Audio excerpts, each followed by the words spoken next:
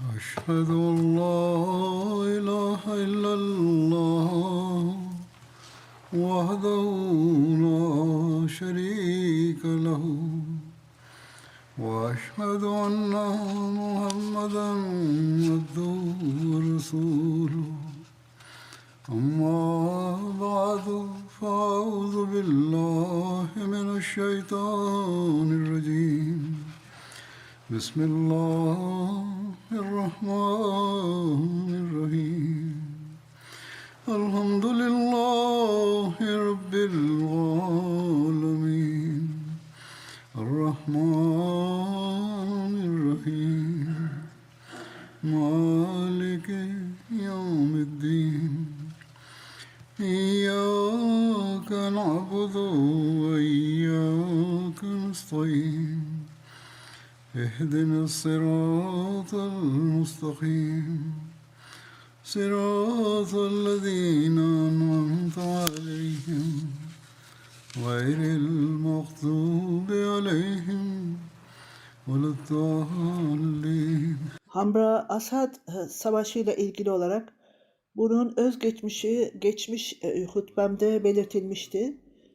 Bununla birlikte onlar düşmanların Uhud Savaşı'ndan sonra planlarını öğrendikten sonra रास्ता से पलटकर दुश्मन के ओहद की जंग के बाद रास्ता से पलटकर मदीने पर हमला करने की साजिश का इल्म हुआ। saldırmaya karar verdiler. Yani Medine'ye gideceklerine onlar हज़रत अबू बकर e, बुलाया Mekke'ye gitmeye karar verdiler. Hazreti Ömer ve Hazreti Ebu Bekir'i çağırdı Hazreti Resul-i Ekrem sallallahu aleyhi ve sellem. Onlar ya Resulallah düşmanlara doğru gidelim dediler. दुश्मन की तरफ चलें। Böylece bizim çocuklarımıza saldıramazlar. Resul-i Ekrem sallallahu aleyhi ve sellem sabah namazını bitirince Resul-i Ekrem sallallahu aleyhi ve sellem insanları çağırdı. Resul-i Ekrem sallallahu aleyhi ve sellem और आप Hazreti Bilal'a duyuru yapmasını istedi. Ki कि वो ऐलान Allah Teala'nın कि रसूल peygamberi size talimat veriyor ve में हुक्म दे रहे हैं çıkın ve düşmana karşı gelin. Onlar साथ वही निकले जो गुज़श्ता रोज़ लड़ाई में शामिल Uhud Savaşı'na katılanlar da gelmediler. Uhud की लड़ाई Sadece Uhud Savaşı'na katılanlar da gelmelidirler, dedi. Medine'nin sancağıyla ilgili olarak मुकामी के बारे में ve Medine'nin valisiyle ilgili olarak अपना झंडा मंगवाया sancak उससे ही बंदा sarıldı ve bir kenara konuldu, açılmadı birkaç gün. Resul-i Ekrem sallallahu aleyhi ve sellem bu sancağı, bayrağı Hazreti Ali'ye verdi. और एक जगह यह भी बयान Başka bir söylentiye göre Hazreti Ebu Bekir'e verildi. इस मौका पर Hazreti İbn Maktum उम्मे मखतूम को हज़रत सल्लल्लाहु Medine'ye vali olarak atandı. मुकर्रर किया था।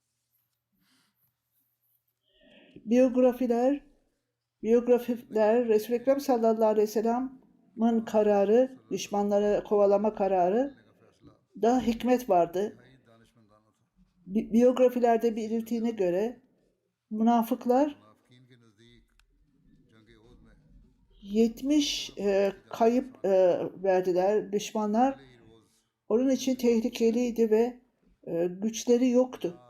जायद अफरादी कुव्वत के जाना इंतहाई खतरनाक Bununla birlikte daha sonraki durumlar बात के हालात ने साबित Resul-i Ekrem sallallahu aleyhi ve sellem'in kararı son derece hikmet doluydu. ही दानिशमंदाना Çok büyük miktarda जिससे मुसलमान bir avantaj kazanılmıştı. Resul-i Ekrem sallallahu aleyhi ve sellem bütün gece bu durumu analize etti शुदा सूरत हाल पर ve orada आपको अंदेशा था tehdit vardır demişti. Eğer putperestler Mekke'ye dönerse मैदान जंग में şartlara rağmen biz bu savaştan bir şey kazanmadık. Onlar daha organizasyon ve disiplin olacaklar ve böylece Mekke'ye dönecekler ve Mekke'ye gitmektense Medine'ye döneceklerdir. Onun için Resul-i Ekrem sallallahu aleyhi ve sellem çok ileriyi görerek stratejik olarak bir plan yaptı ve düşmanların peşine düştü.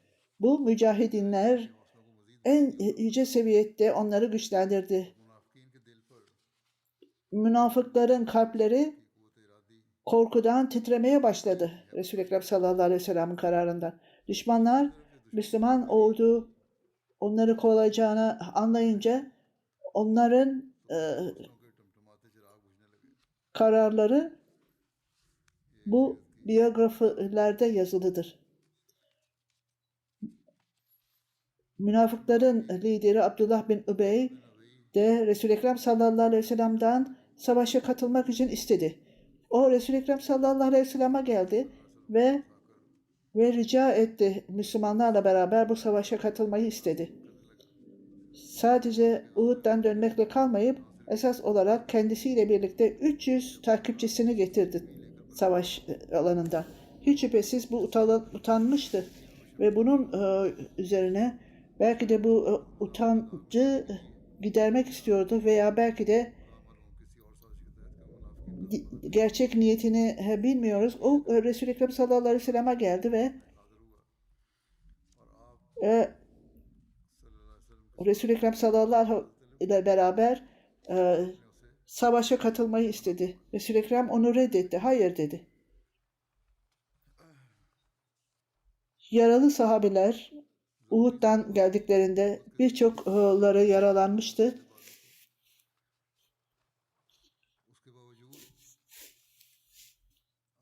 Buna rağmen onların Resul-i Ekrem sallallahu aleyhi ve sellem'e verdikleri cevap nasıldı?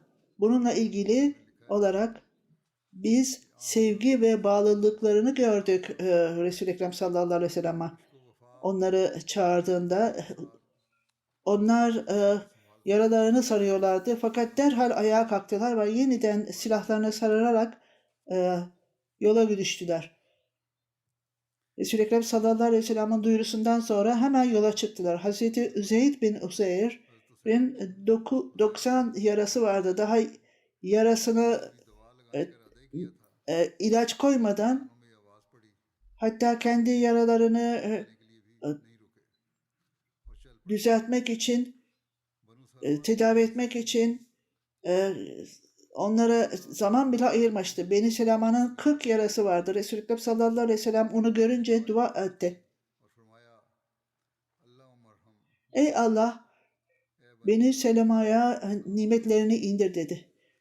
Tüfeil bin Ünman'ın 13, Heraç bin Sima'nın 10, Ka'b bin Malik'in 10'dan fazla, Utba bin Amir'in 9'dan fazla yarası vardı. Bütün bu yaralılara rağmen Müslümanlar silahlarını almaya koştular ve kendi yaralarını tedavi bile etmeyi beklemediler. Allah-u Teala ve Resul-i Ekrem sallallahu aleyhi ve sellem'in sahabeleri bu arzularından sonra ta ki zamanın sonuna kadar onların üzerlerine nimet yağacaktır.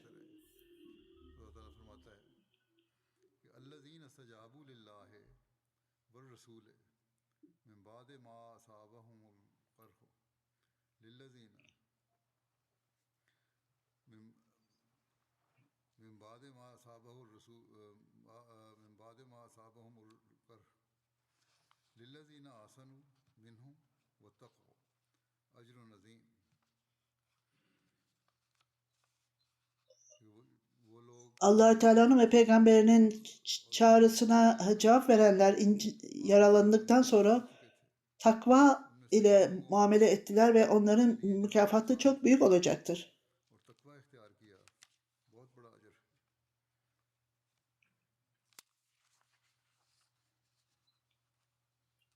Allah-u Teala'nın çağrısına cevap verenler, onlar da öylesine takva ile muamele etmişlerdi. Onlara çok büyük mükafat verecektir. Hazreti Ebu Bekir, Zübeyir bin Avvam bunların üzerine dikkatle durdu ve bu ayet-i kerimenin anlamı üzerinde düşündüler. Cabir bin Abdullah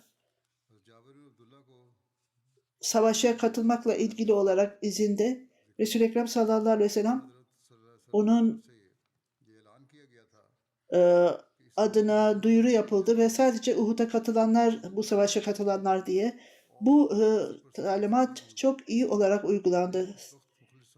Sahabelerden bazıları Uhud'a katılmamalarına rağmen onlar bu yeni savaşa katılmak için izin istediler. Bunun ismi Abdullah bin Cavid, Cabir bin Abdullah Resul-i Ekrem sallallahu aleyhi ve sellem'e gelerek Ya Resulallah, ey Allah Teala'nın Resulü, sizin duyuru yapan kişi sadece Uhud'a katılanların kendinizle gelmesini istemiştiniz.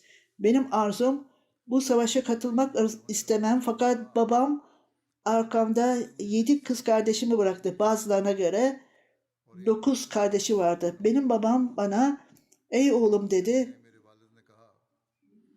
her ikimizin de arkada bütün bu kadınları bırakarak erkeksiz bırakmamız iyi değildir.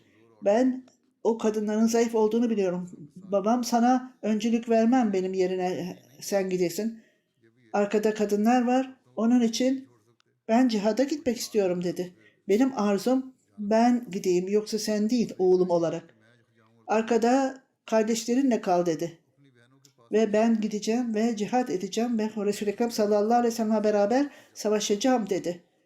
Onu babamın talimatına uygun olarak dün savaşa katılmadan buna göre niyetli idim savaşa gitmeyi. Hazreti Cabir'in bağlılığı, sevgisi son derece Resul-i Ekrem sallallahu aleyhi ve sellem tarafından görünce onun savaşa katılmasına izin verdi. Hazreti Cabir bunu daha sonra gururla söylemektedir. Benden başka bir asker bile İslam ordusunda bu yolla yolculuk yapmadı. Ve geçmiş savaşlarda katılmayanlar birçokları izin istedi fakat Resul-i Ekrem sallallahu aleyhi ve sellem bütün hepsinin ricasını reddetti. Resul-i Ekrem sallallahu aleyhi ve sellem yola çıktığında son derece yaralıydı. Alnı, dişi yaralanmıştı mübarek. Onun bacakları, ayakları yaralanmıştı yanlardan. O yaralanmıştı ve dizleri de yaralıydı. O camiye geldi ve orada 2 rekat namaz kıldı ve insanlar oradaydı zaten. Resul-i Ekrem sallallahu aleyhi ve sellem atı Sakıp'ı çağırdı. O savaşta yalnızca Resul-i Ekrem sallallahu aleyhi ve sellem'in atı vardı. O yola çıktığında Resul-i Ekrem sallallahu aleyhi ve sellem erkek zırhı giyiyordu. Sadece Resul-i Ekrem sallallahu aleyhi ve sellem'in gözleri görülüyordu. O zaman da Resul-i Ekrem sallallahu aleyhi ve sellem Hazreti bin Talha Übeydillah'ı gördü. Ona Talha senin silahların nerede dedi. Benim yanımda dedi. Derhal gitti ve silahlarını aldı. O zaman da 9 yaralı vardı göğsünde Uhud'da.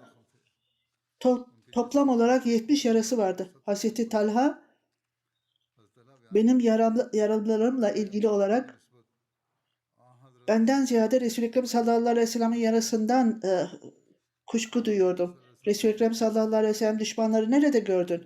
Senin analizin nedir? Düşmanlar ve Ebu Süfyan nerededir? Ben Nuşeybi'de dedim. Resul-i Ekrem sallallahu aleyhi ve sellem ben de buna inanıyorum dedi. Sonra Resul-i Ekrem sallallahu aleyhi ve sellem Kureyş söz konusu olunca hiçbir zaman onlarda bize aynı şekilde muamele yapamayacaklardır. Sonuç olarak Mekke'nin zaferi bize verilecektir. Bir söylentiye göre Resul-i Ekrem sallallahu aleyhi ve sellem Hazreti Ömer'e ey İbn Hattab, Kureyş hiçbir zaman bize aynı şekilde muamele yapamayacaktır. Sonuç olarak Hazreti Esver'i Kabe'nin taşını öpeceğiz. Hazreti Sabit bin Hacirici Hamra ve Asad'da o Resul-i Ekrem sallallahu aleyhi ve sellem'e yol göstermişti Hamra ve Asad'da. Başka sahabeler de vardı fakat onun ismi burada zikredilmemiştir. Bu nedenle Resul-i Ekrem sallallahu aleyhi ve sellem 2 sahabesini ileride gönderdi bilgi almak için. Ondan sonra bunun detayları şöyledir. Resul-i Ekrem sallallahu aleyhi ve sellem Beni Sa'm'ın bir dalı olan 2 oğlu Selit ve Uman bilgi almak için ileriye gönderdi. Beni Uveyr'in bir bölümü de başka bir sahaba bile vardır. Onun ismi yoktu. Her ikisi de Kureyş'e ve Hamra ve Asad'e iyileştiler. Kureyş'i onları öldürdü. 2 kişiyi. Resul-i Ekrem sallallahu aleyhi ve sellem ashabla beraber oraya geldiğinde Hamra ve Asad'a geldi ve orada kamp kurdu. Ve her iki sahabeyi de gömdü. Çünkü onların ölüleri oradaydı. Ve orada gömdüler onları. Bu gazvada 2 Ansari kardeş, onların örnekleri, itaat örnekleri de kaydedilmiştir. Onlar yaralı durumunda nasıl hala yolculuk yapmışlardır. Abdullah bin Sahal ve Rafa bin Sahal her iki kardeşti. Onlar Benu Abdülaşad kabilesinderdi. Uhud'dan döndüklerinde onlar son derece yaralıydılar. Ve bu savaşçılar Abdullah daha fazla yaralanmıştı. Her iki kardeş de ricada bulunarak Resul-i Ekrem sallallahu aleyhi ve sellem'in ricası üzerine Hamra'ya ve Asad'a yolculuk ettiler. Ben gazvaya Resul-i Ekrem sallallahu aleyhi ve sellem'e katılmazsam çok büyük bir üzüntü duyacağım dedi. Bunların seviyesi budur. Kardeşi, hatta binecek bir hayvanımız bile yok. Biz nasıl bu görevi yerine getireceğiz? Hazreti Abdullah, gidelim kardeşim dedi. Yürüyerek gidelim. Hazreti Rafi, Allah-u Teala yemin ederim ki yürümeye gücüm yoktur dedi. Kardeşi, gel gidelim. Yavaş yavaş gidelim. Resul-i Ekrem sallallahu aleyhi ve sellem'e gidelim. Onlar tökezleye gittiler. Hazreti Rafi çok zayıftı. Hazreti Abdullah onu bazen taşıdı. Bazen yürüdüler. Bazen tökezlendiler. Daha iyi sıhhatli olan diğer kardeşini taşıdı. Ve devamlı yürümeye başladılar. Bazen hatta hiç yürümeyecek bir duruma bile geldiler. Sonuç olarak yatsı namazında Resul-i Ekrem sallallahu aleyhi ve sellem'in önüne geldiler. Sahaba-ı kiram orada ateş yakıyorlardı kampta. Her ikisi de Resul-i Ekrem sallallahu aleyhi ve sellem'e çıktılar. O gece Resul-i Ekrem sallallahu aleyhi ve sellem Hazreti Abad bin Başarı güvenlik görevlisi olarak koymuştu. Oraya vardıklarında Resul-i Ekrem sallallahu aleyhi ve sellem her ikisine de sordu. Sizi geri tutan nedir? Onlar niçin olduğunu söylediler. Bütün detayları verdiler. Bunun üzerine Resul-i Ekrem sallallahu aleyhi ve sellem her ikisi için dua etti ve şöyle dedi. Eğer uzun bir hayatınız olursa sizler atlarınız da olacak, develeriniz de olacak, her türlü şeyleriniz olacak. Şimdi zorla yürüyerek geldiniz ve uzun hayatınız olursa bu nimetleri alacaksınız. Bunun yanında Resul-i Ekrem sallallahu aleyhi ve sellem bununla birlikte bu yolculuktan daha iyi olmayacaktır. Yani bu yolculuğun nimeti öylesine büyüktür ki o gelecekte büyük mükafatlardan daha yücedir şimdiki seyahatiniz, şimdiki yolculuğunuz dedi onlara.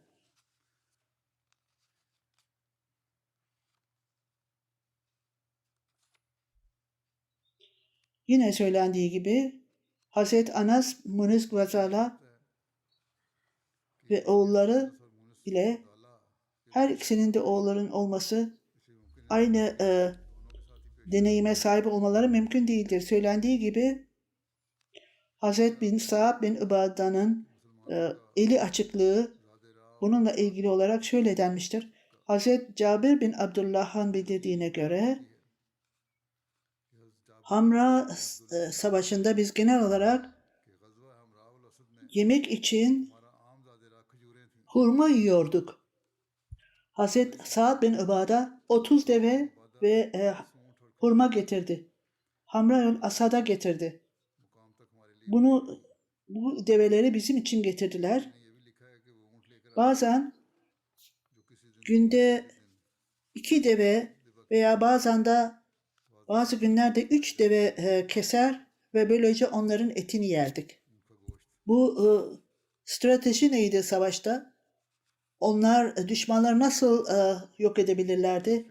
Yazıldığına göre korku yaratmak için, düşmanların kalplerinde korku yaratmak için geceleyin bunlardan bir teknik çok sayıda ateş yakacaklardı ve böylece çok büyük bir ordu olduğunu düşünecek ve böylece korkacaklardır. Resul-i Ekrem sallallahu aleyhi ve sellem orada kamp kurduğunda sahabelere emir verdi. Herkes ateş yaksın. Bu nedenle 500 yerde ateş yakıldı ve ta uzaklardan bu ateşler görülmeye başlandı. Bu görüntü bütün toprakta tartışıldı ve düşmanlar korkuya katıldılar. Mabed Hazai ile ilgili Resul-i Ekrem sallallahu aleyhi ve sellem'le karşılaştı ve Ebu Süfyan'a giderek bu kişi Kureyş'e Müslümanlara saldırmayın dedi. Sa'd bin Ebu Hazai Resul-i Ekrem sallallahu aleyhi ve sellem'i buldu. O zaman putperestti. Bazı biyografistler o İslamiyet'i kabul etmişti. Çoğunluğunda o zaman da Müslüman daha değildi. Daha sonra Müslüman oldu ve İslamiyet'e girdi. Beni Huza putperest samimiyetini Resul-i Ekrem sallallahu aleyhi ve sellem'e bildirdi. O kişiler birçoğu inandılar ve imana geldiler. Resul-i Ekrem sallallahu aleyhi ve sellem'e söz verdiler. Herhangi bir şeyi saklamayacaklardı. Ey Muhammed sallallahu aleyhi ve sellem, siz kaybınız oldu, siz ve sahabeleriniz kayboldu. Biz üzülüyoruz. Bizim arzumuz sizin makamınızı Allah-u Teala yükselsin ve size her türlü acıdan kurtarsın. Bunun üzerine Resul-i Ekrem sallallahu aleyhi ve sellem Ebu Süfyan'a gideceksin. Oraya git ve onu korkutmaya çalışır. Nasıl onu yapacaksın? Sen kendin stratejini yarat. O geriye Mekke'ye döndüğünde Resul-i Ekrem sallallahu aleyhi ve sellem ve sahabeleri hala Hamra'daydı. Oha'da Ebu Süfyan'ı Roha'da. Roha Medine'den 40 mil uzaktaydı. O orada o bölgedeydi. O zaman da Kureyş'in ordusu karar verdi ve Roha'da Müslümanları öldürdüklerini söylüyorlardı. O doğru değildir. Hazreti Hamza'nın yanında çok az kişiydi. Resul-i Ekrem sallallahu aleyhi ve sellem'le beraber Hazreti Ebu Bekir, Hazreti Ali, hepsi birçok Müslümanların liderleri hala hayattaydı ve bu putperestlerin iddiaları doğru değildi. Birçok Müslümanı öldürdükleri iddiası. Ondan sonra şimdi biz onlara saldıracağız dediler. Ve bu meseleyi burada bitireceğiz.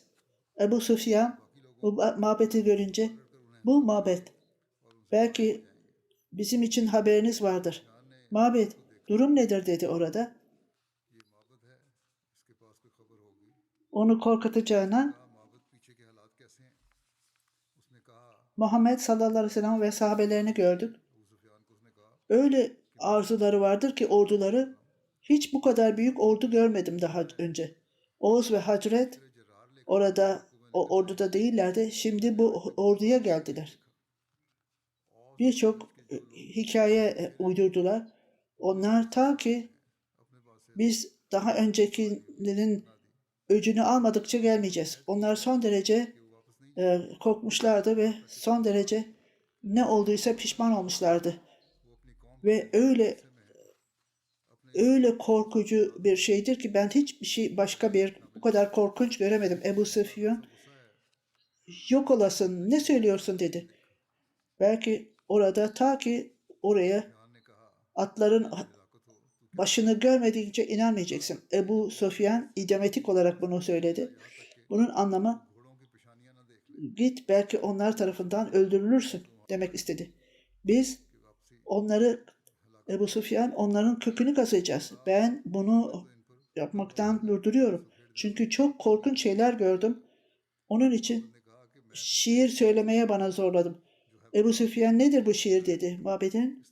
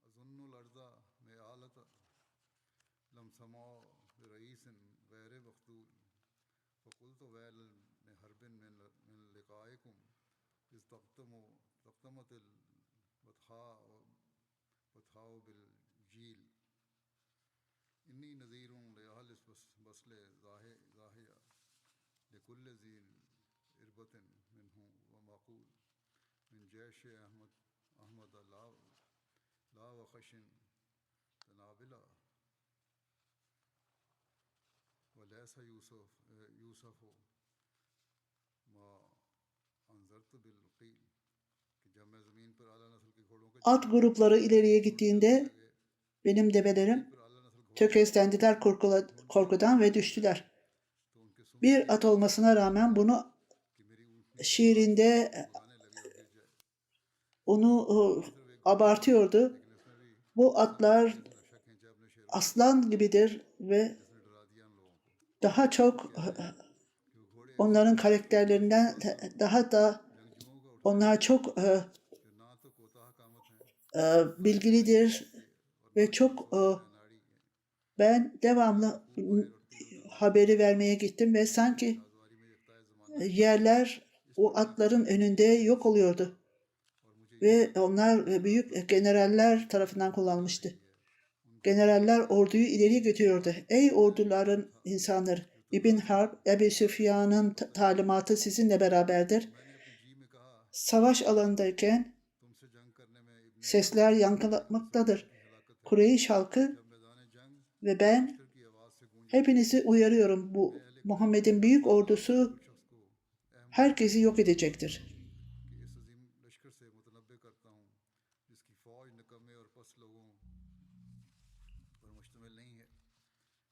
Bu ordunun korkusu sözlerle açıklamaz. Bu şiir Safvan bin Umayye'nin ifadesi beraberce Ebu Süfyan ve ordusunun herkesi Ebu Süfyan esas olarak ordusuyla mümkün olduğu kadar Mekke'ye dönmesi gerektiğini düşündü. Bu nedenle bir not vardır. Resul-i Ekrem sallallahu aleyhi ve sellem görünüşte mabete Ebu Süfyan'a korku ver dedi. Bazı tarihçilerde de belirtilmiştir. Bazılarında yoktur. Belki bu strateji altında Resul-i Ekrem sallallahu aleyhi ve sellem mabete bir şey söylemiştir. Bununla Resul-i Ekrem sallallahu aleyhi ve sellem başka bir şey söylememiştir. Çünkü o Müslümanlara karşı acıması vardı. Allah-u Teala onun kalbine bütün bunları indirmiştir. Kendi kayıtlarında Ebu Süfyan'la bu araştırıcılar böyle söyler. Mabed kendi düşüncesi ve yaklaşımıdır dedi. Resul-i Ekrem sallallahu aleyhi ve sellem açıkça herhangi bir ifade söylememiştir. Fakat müşriklere çok korku yaratmıştı.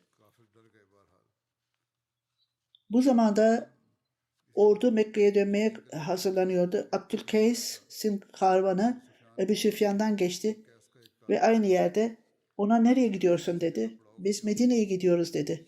Bunun üzerine Ebu Süfyan propaganda için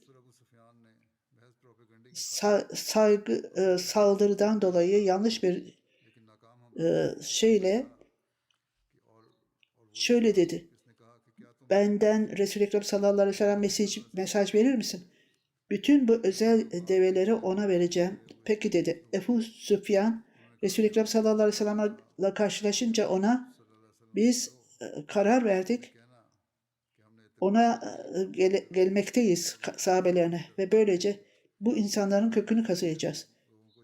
Biz sizi takip ediyoruz ve Ebu Süfyan esas olarak Mekke'ye gitti deyin. Diğer kervan da Resul-i Ekrem sallallahu aleyhi ve sellem Hamra'da karşılaşınca Ebu Süfyan Resul-i Ekrem sallallahu aleyhi ve sahabenin Abdülkays Resul-i Ekrem sallallahu aleyhi ve sellem'e geldi ve onu duyunca Allah Teala bize yeterlidir ve o en iyi meseleleri halledendir. Hamra ve Esad'le kısa bir süre kaldılar ve İslam ordusu döndü ve müşrik orduda döndü. Söylendiğine göre bununla ilgili olarak Ma'bed Huzay'ı duyarak Ebu Süfyan Medine'ye gitmemeye karar verdi. Bunun yerine Mekke'ye dönmeye karar verdi. Ma'bed kişisel olarak bu kararı Ebu Süfyan'ın kararını Resul-i Ekrem sallallahu aleyhi ve sellem'e bildirdi. Resul-i Ekrem sallallahu aleyhi ve sellem Pazartesi, Salı ve Çarşamba orada kaldı ve Resul-i Ekrem sallallahu aleyhi ve sellem Medine'ye döndü. Vezari'nin bildirdiğine göre Resul-i Ekrem sallallahu aleyhi ve sellem Medine'nin dışında 5 gün kaldı. Bir söylentiye göre Resul-i Ekrem sallallahu aleyhi ve sellem Cuma günü Medine'ye döndü ve Cuma günü Medine'nin dışındaydı. Hazreti Ebu Hubeyde Resul-i Ekrem sallallahu aleyhi ve sellem'in Medine'ye dönmeden önce Muaviye bin Mughariye hastanedeydi.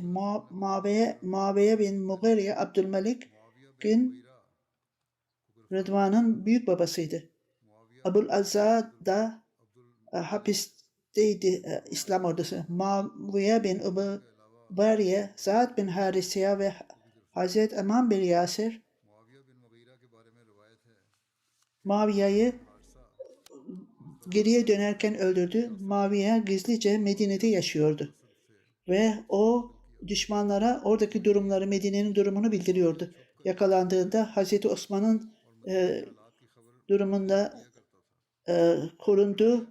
Hazreti Osman Resul-i Ekrem sallallahu aleyhi ve sellem'den izin istedi. 3 gün içerisinde şehirden çıkması gerekir. Eğer 3 gün dışında orada kalırsa öldürülecektir.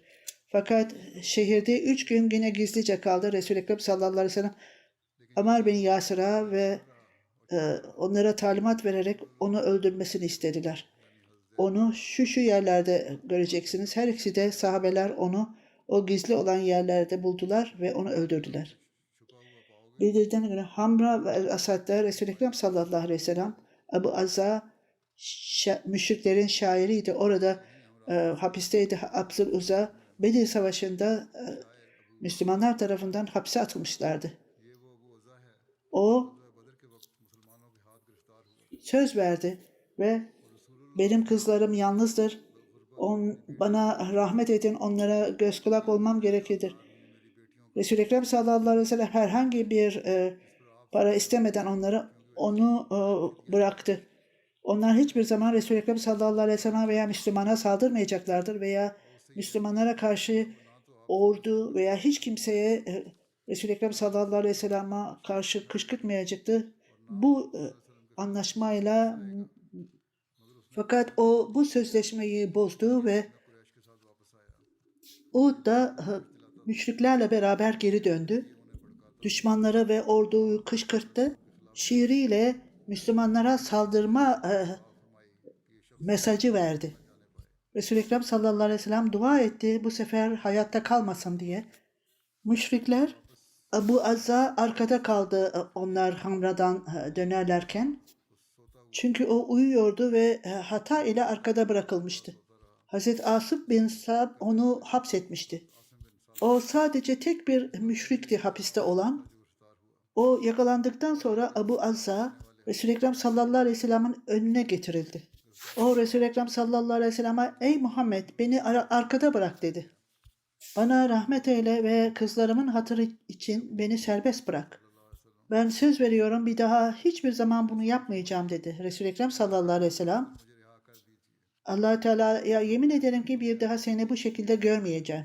Başka bir ifadeye göre sen Hacer-i Esved'in yanında olmayacaksın. Söyle Resul-i Ekrem sallallahu aleyhi ve sellem'e kandırdım de. Resul-i Ekrem sallallahu aleyhi ve sellem Zeyd'e dönerek öldür onu dedi. Başka bir ifadeye göre Asım bin Sahab'a verdi bu talimatı. Resul-i Ekrem sallallahu aleyhi ve sellem mümin aynı şekilde ısırılmaz dedi.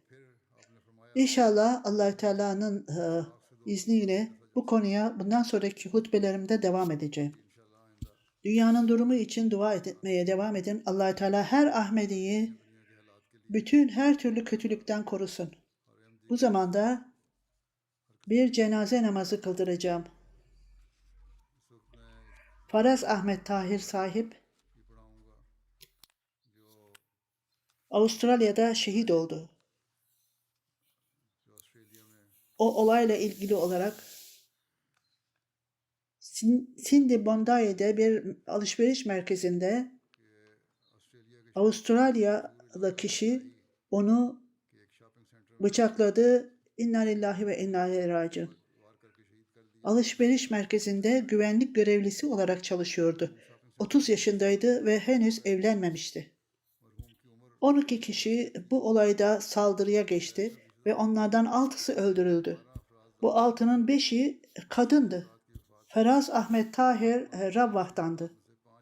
2018 yılında Pakistan'dan Sri Lanka'ya seyahat etti. Orada 4 yıl kaldı. Geçen yıl USICI vasıtasıyla Avustralya'ya yerleşti. Geçen ay güvenlik lisansını aldı. Vefat ettiği gün orada ilk günüydü o. Genel olarak geceleyin çalışırdı. Orada ilk gündüz yaptığı bir işti. Olay şöyle oldu. Saygın Faraz Ahmet Tahir sahip insanların sağa sola kaçıştığını gördüğünde o saldırganı tutmak için ileriye geçti. Ve o saldırgan ona saldırdı ve onun kurtulması mümkün olmadı. Bu olayda hayatını veren ilk kişiydi. Ahmediyet ailesinde büyük babası Miya Ahmet sahip tarafından Ahmediyete girildi. Şarpur'dan idi. Diğer dedesi Süfiyar sahip Ahmediye Müslüman cemaatine hizmette bulunmuş. Orada uzun zaman hizmette bulunmuştu. Babası Beşir Ahmet sahip 2015 yılında vefat etmişti. Annesi de 2014 yılında vefat etti. Arkasında 3 erkek kardeşi, 2 kız kardeşi ve bir büyük babasını bıraktı. Onunla ilgili Avustralya Başbakanı Southfield Premier Faraz Ahmet Tahir sahibi övdüler. Cesareti ve fedakarlığından dolayı ona övgüler yağdırdılar. Aynen Pakistan'ın High Commissioner'ı Avustralya'da yaşamaktadır. Faraz Ahmet Tahir'in cesaretini övdü ve başsağlığı dileklerinde bulundu. Ve her türlü yardımı yapmayı önerdi. Onunla ilgili olarak 120 haber basıldı. Bugün onun cenazesi kıldırıldı. Premier ve Başbakan da cenazeye katıldılar. Bir kez daha onu övdüler. Sosyal medya Faraz Ahmet Tahir'in cesareti ve fedakarlığıyla doluydu. Ve çok güzel sözler kullanmışlardı. Birçoklarına göre o ülkenin kahramanıydı. Çünkü o fedakarlık yapmıştı. O korkudan dolayı Pakistan'dan gelmemişti. Esas olarak Ahmedilere yapılan dini sınırlamadan bıkmış ve ülkeyi terk etmişti. Ahmediler Allah Teala'nın ismini ve Resul-i Ekrem sallallahu aleyhi ve sellem'in ismini anmaktan men edilmişlerdi. Hudalman Ahmediye Başkanı şöyle diyor. 25 Nisan'da Pazar günü alışveriş merkezinde bir kutlama olmuştu. Bu olayda ölenlere başsağlığı dilemek için Başbakan ve Wels'in Premier'i oraya katılmışlardı. Muhalefet liderleri ve parlamento üyeleri, belediye başkanları, councilors, ordu, denizciler, polis, asker ve geniş miktarda temsilciler oradaydı ve medya da orada yer almıştı. Ahmediye Müslüman Cemaati'nin üyeleri de davet edilmişti. Abisi Müdessir Beşir şöyle diyor, rahmetli kardeşim çok çalışkan bir kişiydi. Her zaman güler ve tebessüm ederdi. 11 yaşındayken babamız vefat etmişti. Büyük abimiz Muzaffer Ahmet bize aynen baba gibi göz kulak olmuştu, bakmıştı. Ayrıca kardeşimin işinde de ona yardımcı olmuştu. O çok sıkı çalışan bir kişiydi. Kardeşlerimize çok iyi muamele ederdi, yumuşak kalpliydi ve çok nazikti. Hiçbir şekilde kardeşlerine kızgınlık göstermiyordu. Pakistan'da yaşadığı sürece Ahmediye cemaatinde çok aktifti. Sri Lanka'da da çok aktif görevler yapmıştı. Avustralya'da da nerede yaşadıysa yaşasın cemaate daima hizmet ederdi. Hilafete çok büyük bağlılığı vardı. O pasaportunu alır almaz ilk önce Londra'ya giderek Halifetül Mesih'le karşılaşmak istediğini söylüyordu. Küçük kardeşi Şeraz Ahmet, Kur'an-ı Kerim'i çok güzel sesle okurdu. Namazı devamlı olarak kılardı. Kamran Mübeşşir misyoner, onda daima büyüklere saygı gösterme niteliğini gördüm. Cemaatin ondan istediği hiçbir şeyi reddetmemişti.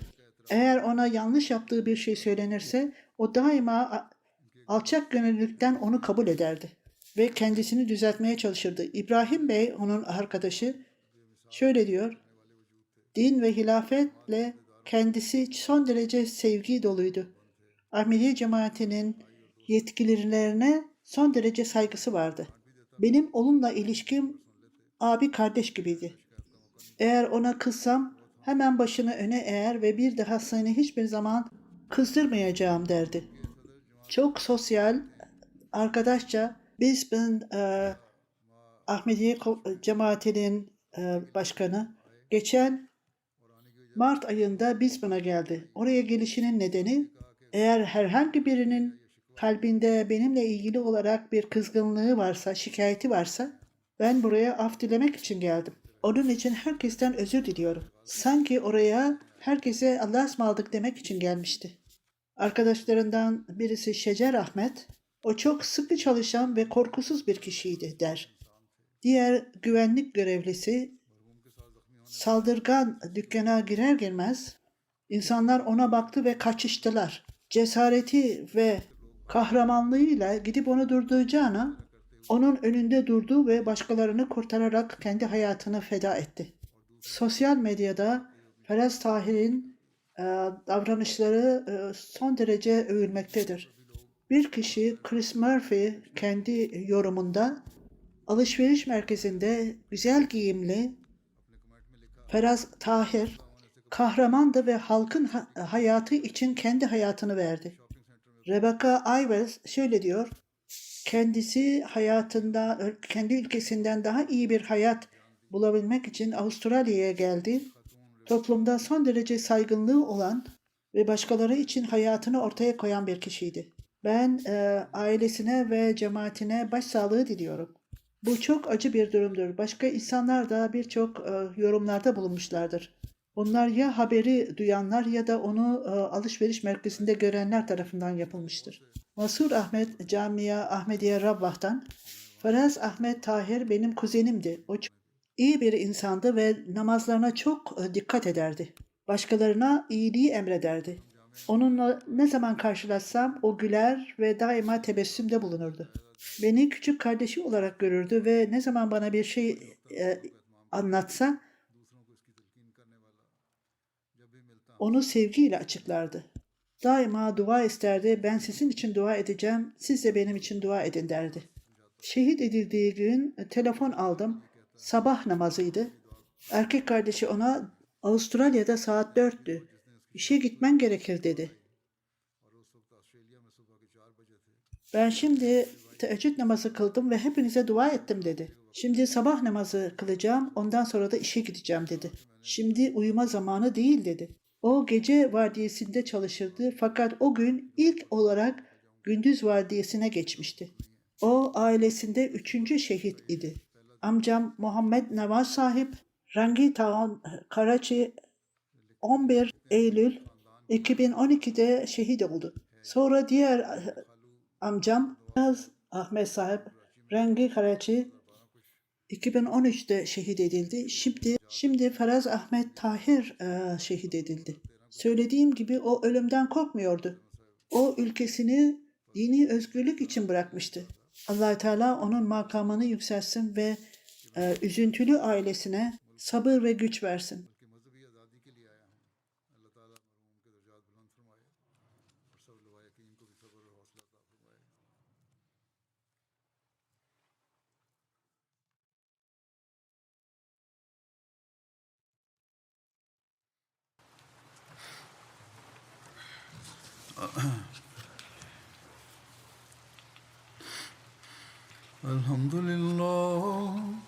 الحمد لله نحمده ونستعينه ونستغفره ونؤمن به ونتوكل عليه ونعوذ بالله من شرور أنفسنا ومن سيئات أعمالنا من يهده الله فلا مضل له ومن يضلل فلا هادي له ونشهد أن لا إله إلا الله ونشهد أن محمدا عبده ورسوله عباد الله رحمكم الله إن الله يأمر بالعدل والإحسان وإيتاء ذي القربى وينهى عن الفحشاء